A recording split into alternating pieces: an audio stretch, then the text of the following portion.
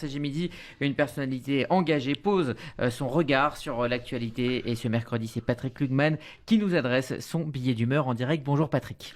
Bonjour Rudy. N'étant pas rabbin, n'ayant aucune qualité pour le faire, je ne m'exprime jamais en tant que juif, autrement que par des gestes rituels qui relèvent de l'intime. Je vais faire une exception pour parler d'Éric Zemmour, et sous un aspect bien particulier, la question juive. Il y a un fait d'histoire qui est pour moi d'une tristesse infinie, et que je ne peux pas cacher. Le héros de l'extrême droite française est un juif revendiqué. Et le judaïsme d'Éric Zemmour séduit jusqu'au pire antisémite. Jean-Marie Le Pen déclarait il y a quelques jours dans le Figaro que ce serait bien la seule différence manifeste entre eux et que cela permet à Zemmour de dire tranquillement ce qu'on lui a, à lui, Jean-Marie Le Pen, toujours reproché. Alain Soral, il y a plusieurs années, n'avait pas déclaré autre chose. Je le cite, « Éric Zemmour, aujourd'hui, sans doute, est celui qui est le plus proche de mes idées, c'est évident. Il est d'une communauté qui le protège d'une certaine suspicion. » Soral. J'ai lu l'autre jour la magnifique tribune des Klarsfeld. Les Juifs devraient se tenir à l'écart d'Éric Zemmour. Pourtant, et tout autour, comme vous peut-être, je m'afflige d'entendre Éric Zemmour se revendiquer du judaïsme et des Juifs, en tout cas des Juifs revendiqués, le soutenir en tant que tel. Je ne sais pas si vous avez remarqué dans les dîners en ville, le soutien à Zemmour commence toujours pareil. Quand même, il dit quelques vérités. Et puis, il est si érudit. Alors je me suis demandé, j'ai fait l'exercice pour vous, de quelle vérité mystérieuse Éric Zemmour serait le messager pour être ainsi crédité par des personnes qui se revendiquent de la culture, du raffinement de la pensée et même de notre tradition du livre. Alors je commence par un peu d'histoire.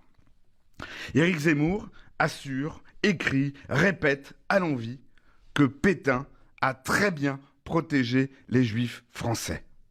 Alors que nous savons que c'est de la main même du maréchal qu'a été annoté et aggravé le statut des Juifs qui mèneront nombre d'entre eux à Drancy puis à la mort. Il me revient qu'un jour, en audience au tribunal, sur cette phrase, Maître Jakubowicz demande à Zemmour « Mais finalement, combien de Juifs français sont morts pendant la Shoah ? Répondez-moi » Zemmour a cette sortie terrible.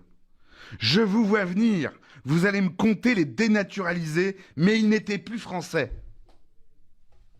Tout serait donc bon pour sauver Vichy, même rappeler que son gouvernement avait ôté la nationalité à de nombreux Juifs, dont des enfants, avant de les tuer en tant qu'étrangers ou apatrides. Mais poursuivons. Quelle vérité donc, Zemmour? Quoi d'autre?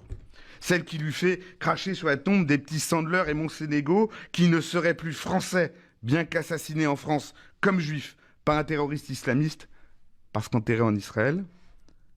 Quelle vérité? Celle qui lui fait, accrochez-vous bien, attribuer le retard démographique français face à l'Allemagne à 7 millions de fœtus morts depuis la promulgation de la loi Veil sur l'IVG. Ça, c'était sur RTL. Ou la vérité qui lui fait regretter la peine capitale. Je le cite. « Je pense qu'en supprimant la peine de mort, on a délégitimé une certaine hiérarchie des peines. » On peut aussi citer toujours Zemmour et parler de féminisme. Le cerveau archaïque de la femme est attiré par le pouvoir. Pas par les idées, par le pouvoir. Belle définition. Alors, à chaque fois que je questionne, que je cherche à connaître la terrible, la grande vérité portée par Zemmour, je vois des yeux plongés dans le silence ou l'embarras. Bah, tu sais quand même, il n'a pas tort sur... Ah, je comprends. C'est lorsqu'il déclare, par exemple, que 90 ou 95%, je le cite, des mineurs délinquants sont noirs ou maghrébins, ou que la plupart des trafiquants sont des noirs ou des arabes, et que, je le cite toujours, c'est un fait, ça serait ça, la vérité pour laquelle on créditerait Zemmour. Eh bien, sauf que c'est pas une vérité, c'est une opinion. Et que ce n'est pas une opinion comme une autre. C'est du racisme. C'est du racisme pour lequel il a déjà été condamné. Et c'est une opinion qui est faite sur rien, à part la volonté de stigmatiser. Et ces phrases ne disent aucune vérité. Elles procèdent comme les autres à des mensonges. Tout à sa passion de réhabiliter l'extrême droite, toute l'extrême droite. Il truque, il triche, il trafique, il ergote. Alors quand on est l'ami de Jean-Marie Le Pen, de Soral, de Ramadan, il est difficile quand même de se revendiquer du judaïsme. Quand on glorifie Pétain, qu'on souille les victimes de Zoroastre, c'est même impossible. Je l'ai dit ici, à la suite des Klarsfeld, je le dis sur l'antenne de la radio de la communauté juive, Il n'y a rien en dehors de la naissance qui rattacherait Éric Zemmour au judaïsme.